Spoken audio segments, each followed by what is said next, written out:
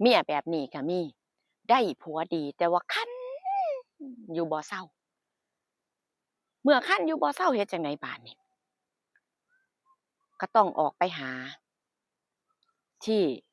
ช่วยระบายก็มีเพื่อนที่รู้จักคนหนึ่งแนะนำผู้ชายรู้จักเป็นเพื่อนชายเขารู้สึกว่าโพรไฟล์เขาก็สิดีมีเงินใช้ชีวิตแบบสบายๆบ่เห็นทำงานโอ้คนนี้รวยแน่นอนเพื่อนก็ว่าแต่ปัญหาคือผัวเจ้าของก็มีผัวให้ทำหน้าที่คือเลี้ยงลูกดูแลบ้านอาทิตย์หนึ่งผัวจะกลับมาครั้งหนึ่งคือเสาร์อาทิตย์บางครั้งบางทีถ้าเกิดว่างานมันรัดตัวก็2อาทิตย์มาเทื่อหนึ่งเมียนี่ก็บ่พอใจมันมีความสุขแต่ว่าความสุขบางครั้งมันก็บ่เต็มที่ก็เลยแอบคบคนใหม่เพื่อนแนะนำให้พอรู้จักคุยกันแล้วถูกอกถูกใจนัดเจอกันลักษณะคือนัดเดตนั่นล่ะนัดเดตก็ไปหาครั้งแรกก็นัดกันเองไปหม้องนั้นจุดนั้นไปเจอกันไปค้างคืนอยู่2คืนได้ทำความรู้จักกันได้สนิทสนมกันมากขึ้นก็แฮ่งมักแฮ่งหลงใหลเขาคักอุ๊ยผู้ชายคนนี้ถูกใจเขาเอาใจดีอยากได้หยังเขาก็ซื้อให้คือคนพ้อกันใหม่ๆเนาะมันก็ต้องเอาใจกันแหน่เป็นธรรมดาเออนั่นแหละก็ได้ถูกใจหลายถูกใจจนว่าลืมลูกลืมผัวพู้นแหล้วกลับมาบ้านก็เล่นแต่โทรศัพท์แนวกินแนวอยากที่เคยเฮ็ดบ้านเรือนที่เคยดูแลก็บ่ดูแลบ่เบิ่ง มันก็เลยต่างตามันก็เลยแปลกสำหรับลูกผู้ที่อยู่นำบัดนี้ลูกก็เลยได้บอกพ่อว่ารู้สึกว่าตอนนี้แม่แปลกไปเดะพ่อบ้านนี่ก็บ่ดูแลบ่เฮ็ดหยังกับข้าวกับน้ำเฮ็ดหยังอยู่แต่ในห้องมื้อนั้นก็แต่งตัวออกไปข้างนอกแล้วบางครั้งลูกเห็นมีรถมารับเดะแต่ว่าก็บ่เห็นหน้าดอกเพราะว่าเขาบ่เปิดกระจกมาฮอดปุ๊บแม่ก็ขึ้นรถปั๊บแล้วก็ไปเลยผัวเริ่มบ่สบายใจ เมียก็นัดเดตแล้วมันก็ถูกใจเนาะถูกใจพึงพอใจเออแล้วทีนี้ก็แบบก็ฮักเขาหลงเขาแล้วเขาก็นัดไปเรื่อยๆไปทำความรู้จักกันเรื่อยๆไปค้างตรงนั้นไปอยู่ตรงนี้ไปเที่ยวหม้องหั้นอุ๊ยก็ว่าผู้ชายคนนี้คักเจ้าของถ้าจะไปอยู่นำเขาแล้วสิบ่ลำบากคิดว่าเขาบ่ทำงานเขาก็มีเงินกินอยากแบบใช้ชีวิตแบบหรูหรานะเมียนี่ก็ไปบัดนี้ คือก็ไปเที่ยวพัทยาพู้นเดะไปเที่ยวพัทยาบัดนี้คนที่รู้จักกับผัวนั่นเขาก็ไปคือกันเขาพาครอบครัวเขาไปไปพ้อว่าเมียเลาเนี่ยอยู่กับผู้ชายคนใหม่พักโรงแรมเดียวกันเดินกอดกันอยู่ตามชายหาดบ่อายสายตาคนเลยว่ะเพื่อนเว้าซื่อๆบ่แค่เว้าถ่ายรูปภาพถ่ายวิดีโอให้เบิ่งพร้อมหลักฐานผัวแค้นใจเสียใจแรงบึงไปเอาตัวเมียกลับมาเลย กลับมาฮอดบ้านก็มาคุยมาเคลียร์กันก็ในทางที่แบบมันทะเลาะกันเนาะลูกเต้าก็โอ๊ยแบบมันรับบ่ได้น่ะพอรู้ว่าแม่เนี่ยทำตัวแบบนี้คบสู้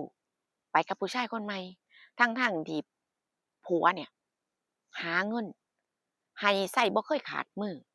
เจ้าของมีหน้าที่อยู่บ้านเลี้ยงลูกเท่านั้นเลี้ยงลูกก็บ่แม่นว่าสิไปอุ้มไปพายมันเดะเดี๋ยวลูกมันก็ใหญ่แล้วเพียงแต่ว่าดูแลบ้านเป็นแม่ที่ดีเฮ็ดกับข้าวกับน้ำดูแลเขาเวลาที่เขากลับมาจากโรงเรียน กลับมาจากทำงานจังซี้มันเกิดความอับอายเพราะว่าลูกก็ใหญ่แล้วลูกเรียนมปลายแล้วจังซี้นะเฮ็ดจั่งใดบาดนี้ก็มาเคลียร์มาคุยกันผัวว่าขอให้เลิกได้บ่ขอให้เซาได้บ่อย่าเฮ็ดแบบนี้อย่าทำตัวแบบนี้ได้บ่เจ้ารู้บ่ว่าสิ่งที่เจ้าทำนี่มันเป็นสิ่งที่บ่ดีแรงสังคมรังเกียจไผเห็นไผรู้เขาก็เบื่อเขาก็ซังบ่อยากคบเว้า108 พันอย่างเมียบ่ฟังเลยเมียบ่ฟังแล้วก็คือแบบว่าโวยวายน่ะโวยวายบ่อยากอยู่ ชีวิตแบบนี้บ่อยากอยู่มันสุดแบบมันสุดแสนที่จะน่าเบื่อเมียมองว่ามันเป็นชีวิตที่น่าเบื่อเป็นชีวิตที่บ่เป็นตาอยู่น่ะบ่มีความสุขน่ะเงินทองให้ใช้เบิดก็สร้างแต่ว่าข้อยบ่มีความสุข ข้อยบ่อยู่ชีวิตแบบนี้ข้อยบ่อยากอยู่แล้วเว้าจั่งใดก็บ่ฟังหอบผ้าหนีเลยเดะหอบผ้าหนีไปอยู่กับผู้ชายคนนั้นคนที่คบกันเนี่ยผู้ชายคนนั้นก็ว่าบ่มีเมียเดะว่าบ่มีเมียว่าเป็นคนโสดอืมแต่ว่า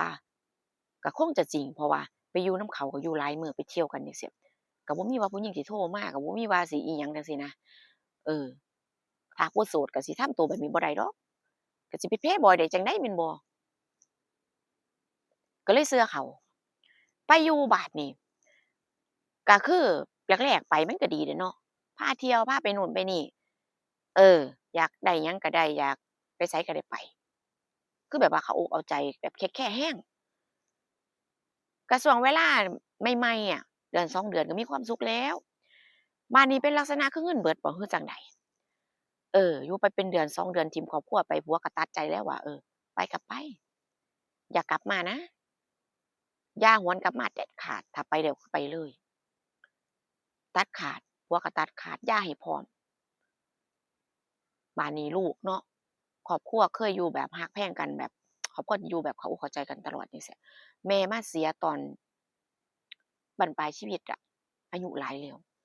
ลูกก็ใหญ่แล้วมันก็อายจังซี้นะลูกก็เสียใจว่าเป็นหยังคือเฮ็ดแบบนี้จังซี้เนาะเขาก็แบบมีความแบบรู้สึกแบบน้อยใจเสียใจจังซี้นะเออผ่านไป3เดือนคนก็เว้าถึงเนาะคนก็เว้าถึงว่าเมียเนี่ยตอนนี้ลำบากไปรับจ้างรับจ้างทำงานกินไปวันๆ แต่ว่าก็ยังอยู่กับผู้ชายที่หนีไปนำเขานั่นแหละลักษณะคือจั่งกับว่าเที่ยวแล้วเงินเบิดเงินเบิดแล้วผู้ชายคนนี้เป็นคนที่บ่เฮ็ดงาน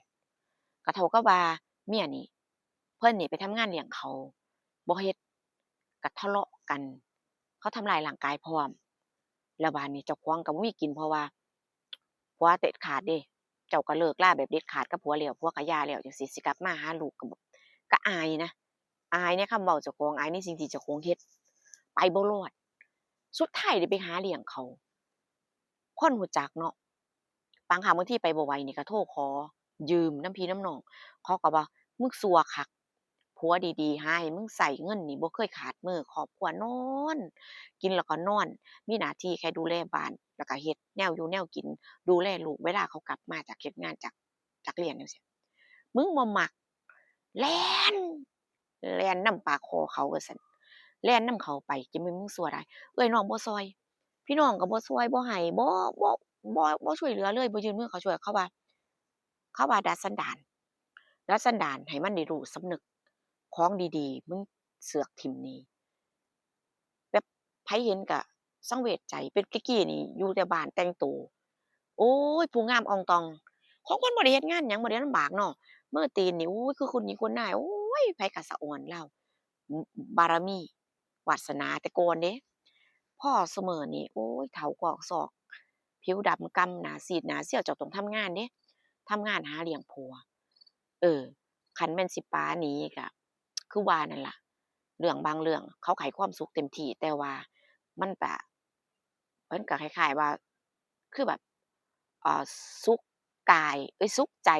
ทุกข์กายบ่เพราะว่าเจ้าต้องทำงานเลี้ยงหาเงินเนาะเขาบ่หาเงินให้เจ้ากินคือจั่งกับผัวเก่าจังซี้